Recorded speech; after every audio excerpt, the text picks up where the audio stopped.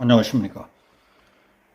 대우조선해양 하청업체 노조 파업이 50일째 이어지면서 노동계 내부의 노노 갈등이 매우 심각해지고 있습니다.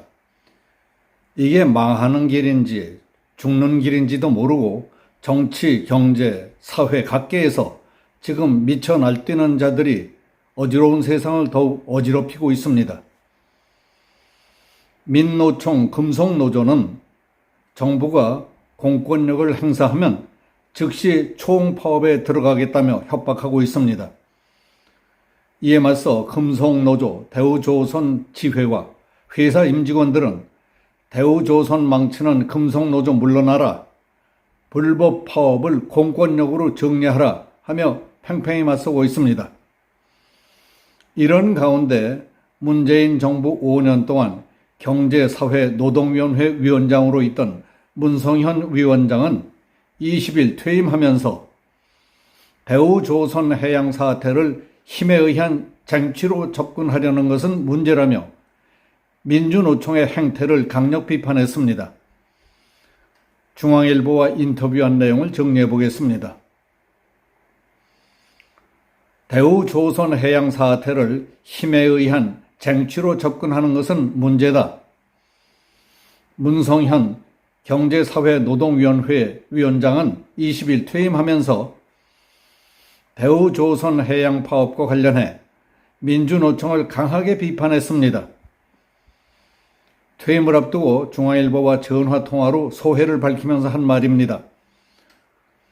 그는 1980년대 노동자 대투쟁이 벌어질 때 전국 노동운동단체협의회 공동의장을 지냈고 그 후 민주노총 금속연맹위원장, 민주노동당 대표를 역임하는 등 노동계에서 잔뼈가 굵은 인물입니다. 문재인 정부가 들어서자 그는 경제사회노동위원장으로 임명돼 5년 내리 그 일을 보면서 문재인 정권과 운명을 같이 해왔습니다. 문 위원장은 대우조선해양에서 벌어지고 있는 하청업체 노조 파업에 대해 내가 경제사회노동위원장으로서 마지막 해야 할 말인 것 같다며 격정을 토로했습니다. 문 위원장은 대우조선해양 사태는 노사 문제 이전에 조선산업 정책 관점에서 다뤄야 한다. 노사 문제로만 풀어서는 안 된다. 그랬다가는 지금 같은 사태가 재발할 수 있다. 그런데 노조가 노사 문제로만 본다고 진단했습니다. 투쟁을 앞세운 힘을 통한 쟁취로만 접근하는데 산업의 구조적 측면을 간과해서는 안 된다는 것입니다. 내가 경사노동위원회 위원장을 하면서 제일 아쉬운 것이 민주노총이 사회적 대화에 참여하지 않은 것이었다고 했습니다.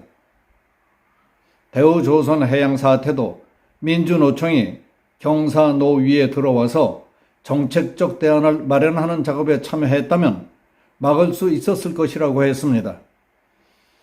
조선산업에 속한 사업장의 노조는 대부분 민주노총이기 때문에 민주노총이 참여하지 않는다면 조선산업과 관련된 사회적 합의를 이끌어내기 힘들다는 것입니다.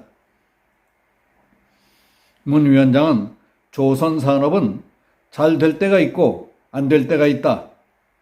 호황과 불황을 종합적으로 검토하고 따져야 한다. 안 될 때에는 노조가 자제도 하고 잘 될 때에는 사용자가 더 베풀고 하는 선순환을 조선산업 정책이란 측면에서 풀었다면 하는 아쉬움이 있다고 말했습니다.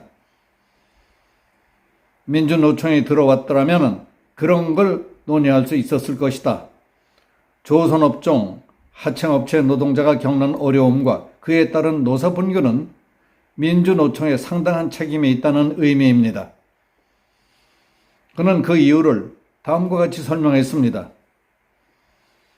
조선업종에서는 호황과 수주 절벽을 동반하는 불황이 주기적으로 반복된다.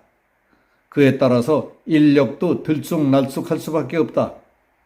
이런 조선 산업의 특성과 그에 따른 인력 사이클을 감안해서 임금 등 근로조건과 고용대책을 마련해야 합니다. 그게 없으니 다단계 하청구조 속에서 제일 밑단의 하청업체 근로자는 저임금과 고용불안에 시달릴 수밖에 없다고 말했습니다. 그런 면에서 파업농성을 하고 있는 대우조선해양하청노조원의 심정을 이해하기는 하지만은 이렇게 하는 것은 아니라고 했습니다. 문 위원장은 조선산업의 고용과 관련된 구체적인 방안도 제안했습니다.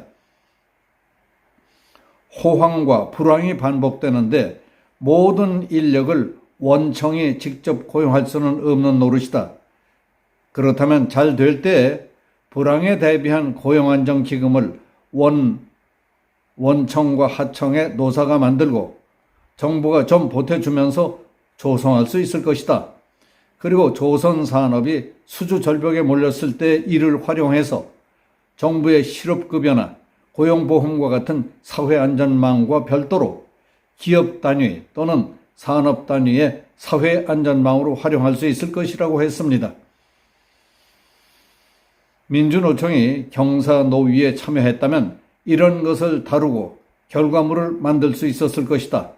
이번 사태는 그런 관점에서 봐야 앞으로 재발하지 않는다며 민주노총이 물리력으로만 몰고 갈 사안이 아니라 오히려 반성하고 책임감을 가져야 한다는 겁니다.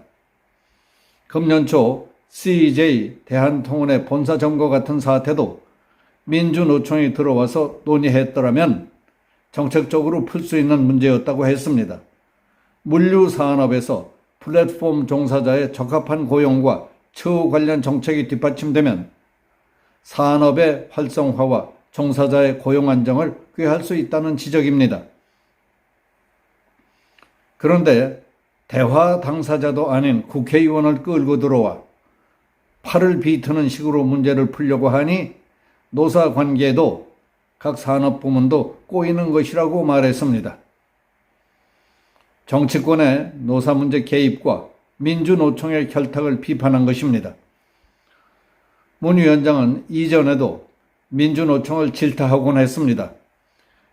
2018년 7월 25일 국회에서 당시 자유한국당 의원이 민주노총에 진심 어린 조언을 해달라고 주문하자 우리나라 노동운동이 지금처럼 근로자 간 격차를 확대하고 심화시키고 구조화하는 거라면 나는 노동운동을 안 했을 것이라고 답했습니다.